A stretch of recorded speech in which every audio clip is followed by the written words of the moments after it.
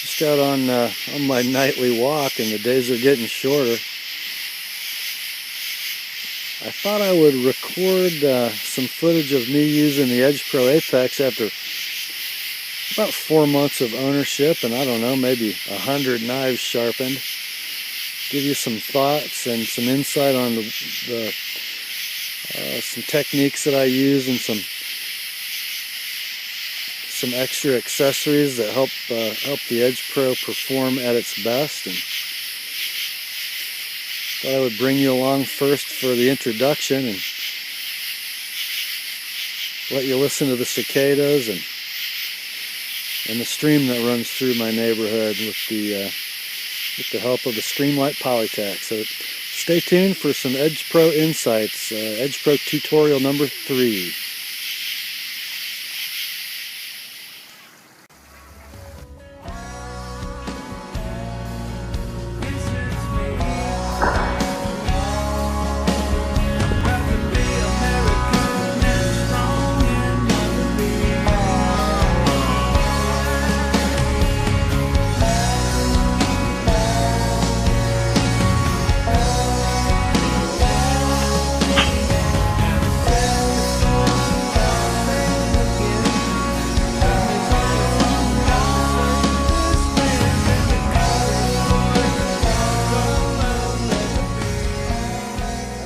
Here. It is the afternoon of 11 August 2013, and today I'm going to have a little sharpening video for you all. Maybe we'll call this Edgepro Apex tutorial number 3. It's been 4 or 5 months since I purchased the Edgepro Apex system, and this is the system I use primarily for sharpening knives. And I've had a lot of requests from subscribers and viewers lately to do a sharpening video, and some questions about specifically using this system. So I'll kind of run through from start to finish here for you what I do and why I do it. This system is the Apex Pro, not the Edgepro Professional. It was kit number 1 with a couple added options. I think I've got about $250 in this total. So it was kit number 1, which I believe came with everything you see here, except for this little collar, and I'll get into that in a few minutes. It also came with the 220 grit aluminum oxide stone and the 400 grit aluminum oxide stone. And then I bought, in addition to those, this 1000 grit stone and a polishing tape blank. I'm right now using the 2000 grit polishing tapes, and I find this to be a pretty adequate combination to get a knife from that needs to be reprofiled, sharpened, and adequately polished, then to transition to my strop system. So what else did I get that's above and beyond the base package? You see this little collar riding on the standard. That is for angle correction when switching between stones, because in order for the angle to remain constant, the stones would have to be exactly the same thickness for a given standard position. Because they're not, as you use them, they're going to wear at different rates, and as you flatten them, they're going to be different thicknesses. This collar that you can buy from chefknivestogo.com allows you to compensate. Let me show you how that is really quickly. If I set my machine up using the marks at 18 degrees and I lock down my collar, I'm going to set my drill collar with the stone in between the coupling. I'm going to lock it down with the Allen wrench, and then I'm going to use my 220 grit stone. When I transition to my next stone, in order to make sure I maintain exactly the same angle, I'm going to take my 400 grit stone, moving the Edgepro collar, I'm going to plop it down on the stone, and then I'm going to tighten it back up, and I know that when I mount this stone, in the Edgepro and start to sharpen, my angle is going to be exactly the same, and I do that every time I switch stones. This will save you time cleaning up the scratches from the last stone by a lot, because you're not altering the angle at all. You're going in exactly the same plane. So that is one big key.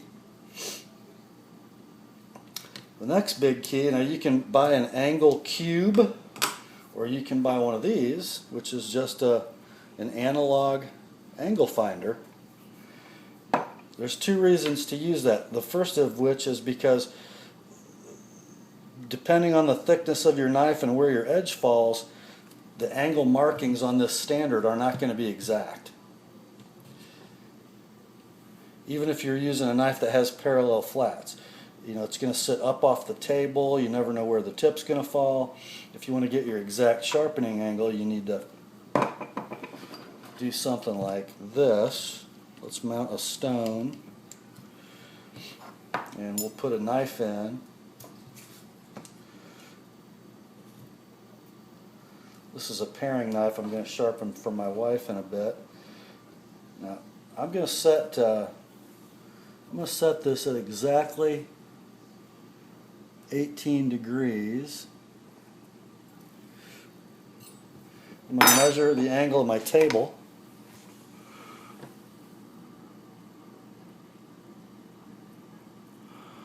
Which is 29. Now I'm going to set my knife in as I would if I were sharpening it. And I'm going to set my angle finder on the back of my stone.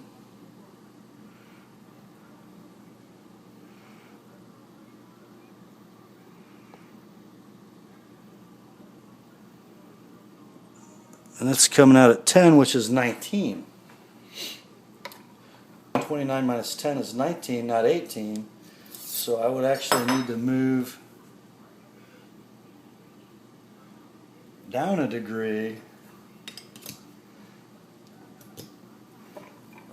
Check my angle again. Let's see if that comes close to 11.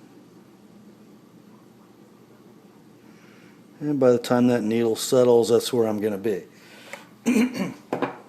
Now, as you're probably aware, this paring knife does not have parallel flats.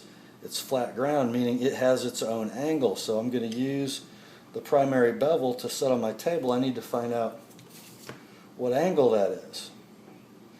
Now, this knife isn't going to have a great angle because it's pretty thin, but let's see.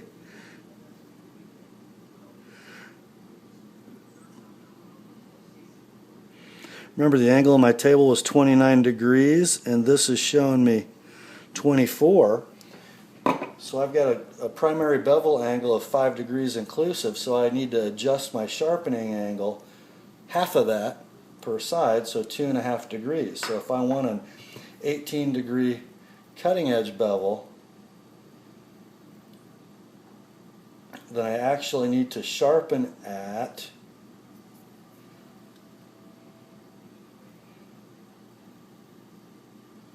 20.5.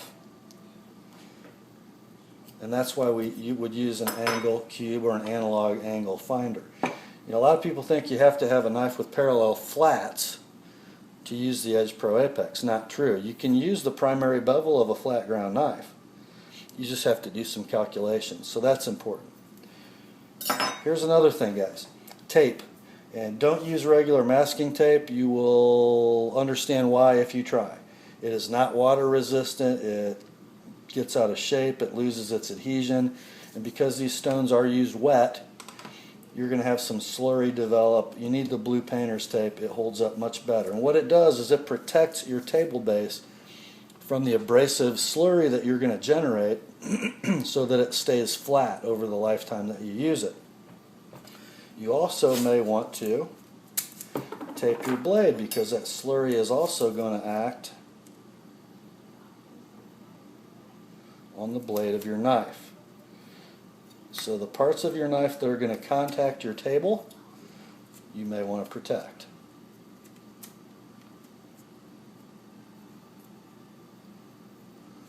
Not really too concerned about that with Mama's paring knife, but you know, if I'm sharpening a $500 custom for a customer, I'm sure he doesn't really want it to come back to him all scratched up and dull. So those two taped surfaces will protect the knife and the table from abrasive. Now, one of my biggest, one of the most frequent questions I get is, how do you keep from rounding the tip of your knife when using the Edgepro? And that's one of the reasons I have this paring knife out today. Let's see. Let me do a little quick math with y'all. Check me on this. Okay, if my knife was flat, 18 would be 19. Is that right? Well, let's just do this. I got 29 on the table.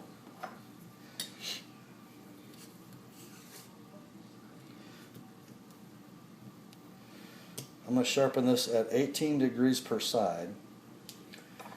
So I need 20 and a half. 29 minus 20 and a half would be 8.5 degrees is where this needs to be. Okay, it needs to go up a little. Yeah. My knife's going to fall when I do this.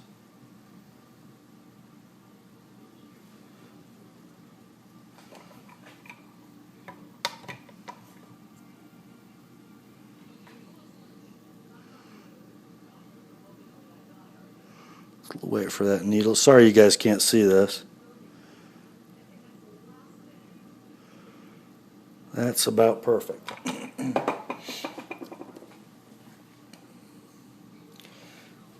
Now, I'm not going to use water here. I'm just, because I'm going to illustrate for you, I'm not going to go through the whole sharpening system. So, I'm at my desired angle.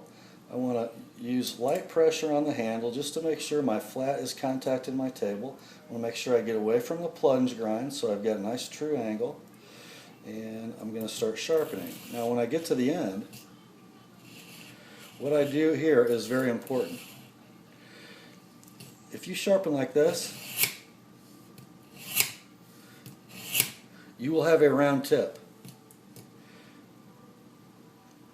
What you want to do is, as you come to the end, you want to stop your stroke while still on the knife. And you want to keep pressure to the inside, or to the hilt side of the stone. You want to feel the tip, but you don't want the stone to roll off the tip as you're sharpening like this, or you'll have a round tip. So you want to feel the tip out here on the right side of the stone, but maintaining pressure to the inside. Like that. That's how you achieve a needle-like tip on a knife using the Edgepro. You know, you can get going in a rhythm and you're going way too fast and you're stopping, and all of a sudden you get crazy on a stroke and ding, zip, off you go. Well, it doesn't take too many of those to make a round tip, and it's really a shame when you spend a significant amount of time sharpening a knife and the edge is beautiful and it's mirror polished and it's hair whittling sharp, and you look at the tip and you've got this nasty rounded blunt tip because you weren't taking your time and observing these techniques. When you see that stone roll off the tip, or you hear it snap off the tip like that, well, you're snapping off the tip, or you are rounding off the tip. Big deal. One other thing I've noticed is that as you're generating slurry, it starts to run downhill and it'll start to build up on the slide portion of your sharpening arm. A little cooking oil, or even a little Hoppies, a little WD-40 to lubricate that, keeps it from being notchy going through the coupling.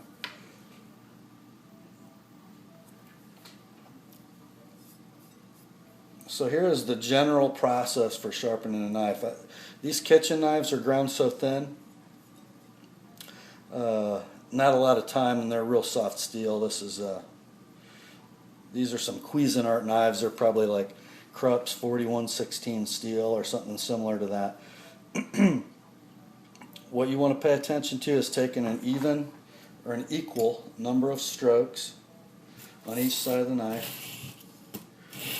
You know, if your stroke is not going to let you go from tip to hilt on every stroke, stop in the middle and overlap. And you're going to switch to the other side.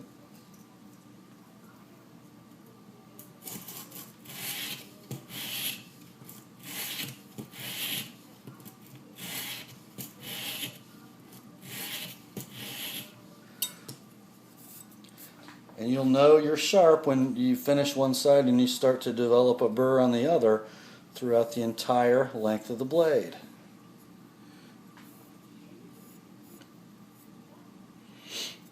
And then you transition from your coarsest stone to your next finer grit stone and on up through.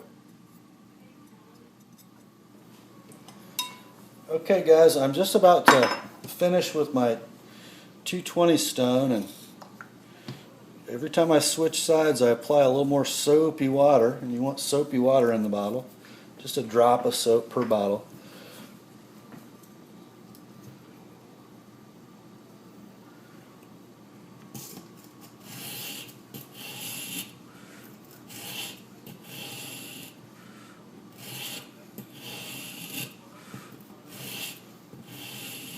What you're hearing there at the tip is the burr.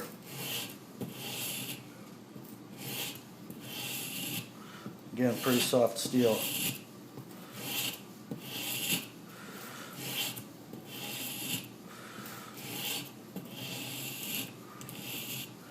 Now what I do on my tips is I kind of take a few extra strokes, just kind of straight on the tip, just to make sure I get it really precise. Every time I switch sides, I'm going to dry off the slurry from the blade and from the table. Don't want that to build up and start causing problems. You don't want that tape to sit in water and start coming loose either. So this is going to be my last set of passes, so they're going to be real light.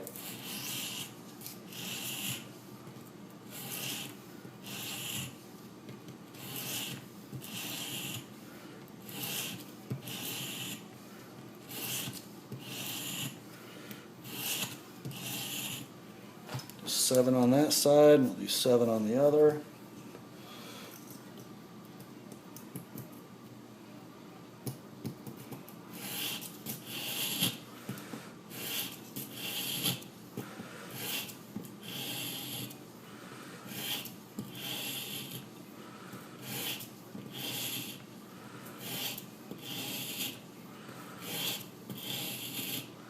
Okay, we're done with the 220 stone.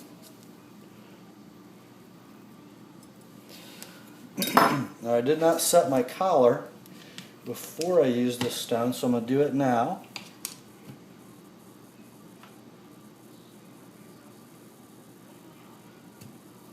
And we're going to transition now to the 400. Oops, you got to make sure you get the adjustment screw off the stone. Tighten her down, mount the stone.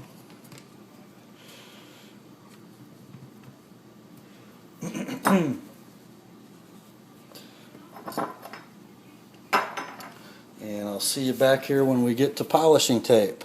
Okay guys, I've made it all the way through the stones, and I wanted to show you something that I did just before I switched to the 1000 grit stone. And I hope you can see here the point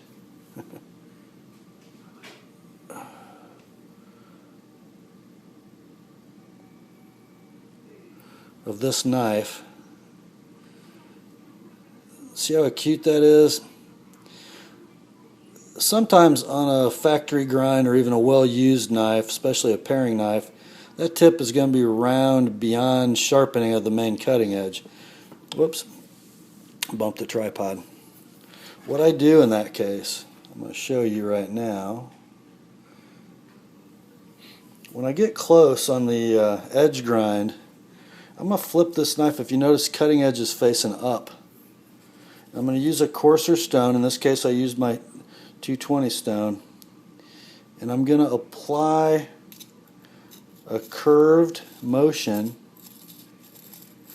trying to emulate the original spine curve, and I'm going to repoint the knife, not by grinding off cutting edge, but by coming down to meet it with the spine.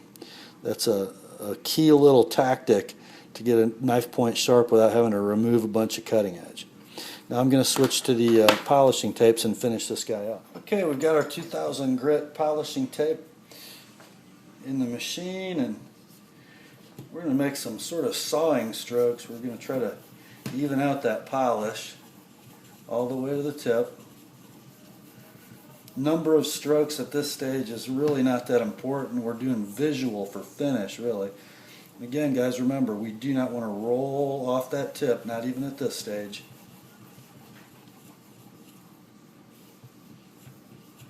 That's starting to feel like glass. Go the other side for a few.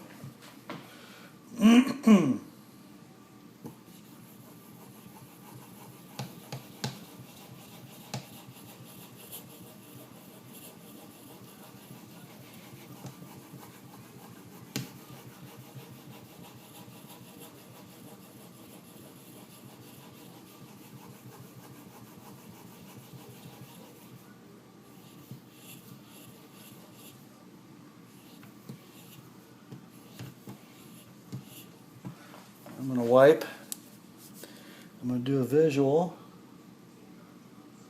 Looks like we're pretty well polished at the base, through the middle. Both sides of the tip still needs a little work. So much flex in these little paring knives. Sometimes our tip angle doesn't stay very consistent as we move through the grits.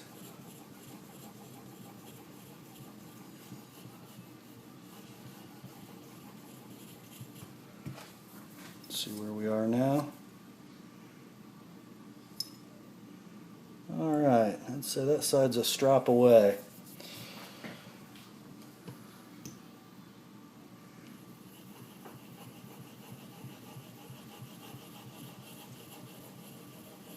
Spend a little time on the tip. Sorry guys, the camera is the phone today. So we're just finishing the last few passes with the polishing tape.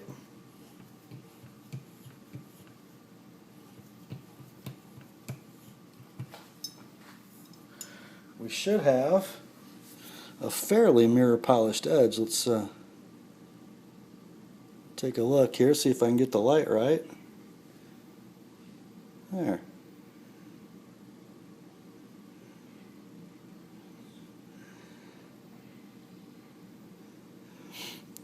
I'm going to strop this up and we'll come back and cut some paper and see how we ended up. Be right back. Okay guys, this won't take long. We're going to, just about 10 strokes on each side. I'm going to have to move this closer to the edge. Maybe move you over with me.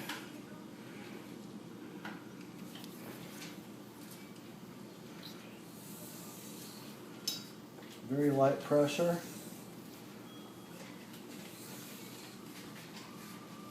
What we're doing is going to gray rouge.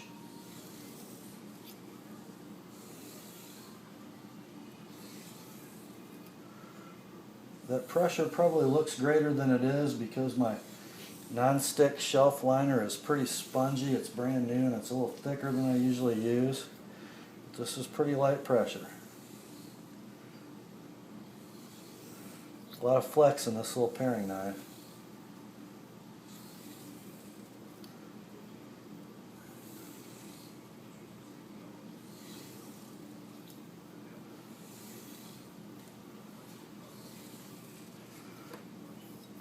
Okay, now we're ready to flip over to the fine green side.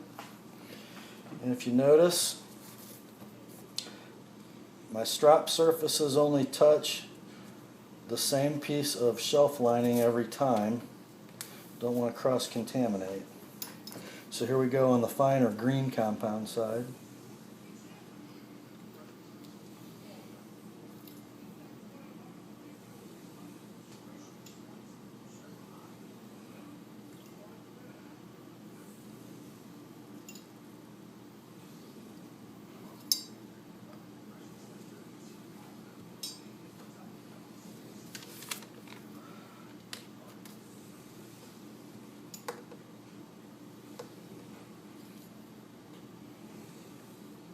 Pretty important when you're stropping, when you end strokes, never roll the blade into the strop as you finish.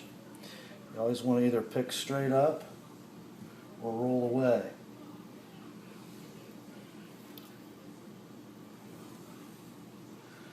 You don't want to ruin all the work you just did by rolling that edge over into the strop.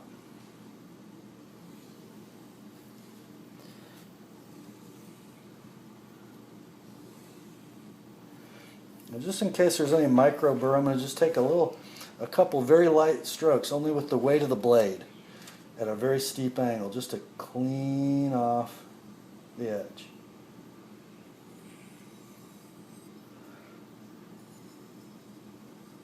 Not pressing at all.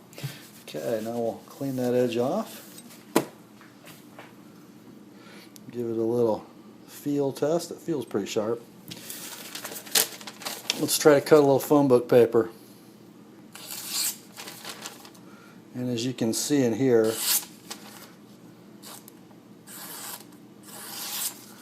can't quite push cut, but very little resistance. This stuff's kind of wet, Rach. What'd you do with this?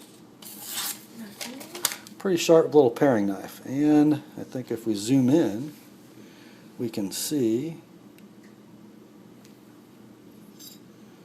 a pretty shiny, polished edge. Think it'll cut tomatoes? Mm-hmm. Okay. Okay, guys, let's recap a little bit as I'm cleaning stuff up. Edgepro Apex sharpener. My system uses the 220, 400, and 1000 grit stones, 2000 grit polishing tapes, and then a leather strop with gray rouge on one side, green on the other. As you can probably gather, I'm not a big fan of diamonds on steel. I think they tend to rip carbides out of the edge, and I think softer abrasives are much better. They take a little more time, but it's worth it. I think you end up with a keener, finer edge that way. We also used an analog angle finder because it's a third the price of an angle cube to set precise sharpening angles. It's a good idea, guys, if you're sharpening a lot of knives and you're going to sharpen them more than once in their lifetime, to record the settings that you use. Frankly, I don't do that because I'm an idiot.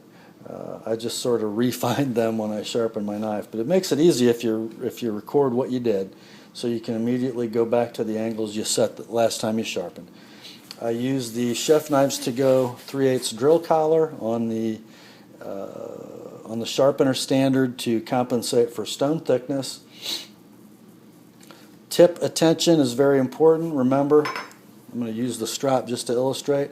When we get out to the tip, we don't want to snap off. We don't want to roll off. Those are how we get round tips. As you can see, I don't know if I really showed this.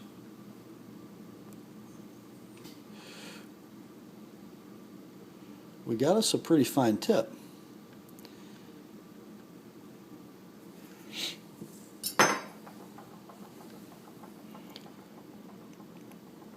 I used a kitchen knife for this demonstration because they're kind of quick and easy to sharpen. And I better remember to tell Heidi before she gets home I did this, because this knife was in no danger of cutting anybody when I started, and it is now. It's kind of a quick walk through the Edgepro system, my full sharpening system that I use on my knives and the ones you all send me. Feel free to chime in with suggestions, or if you have any questions I didn't cover the answers to in this video, feel free to ask in the comments or shoot me a PM. That's all for today, guys. Grace to you and peace from God our Father and the Lord Jesus Christ. And remember, the Word is sharp.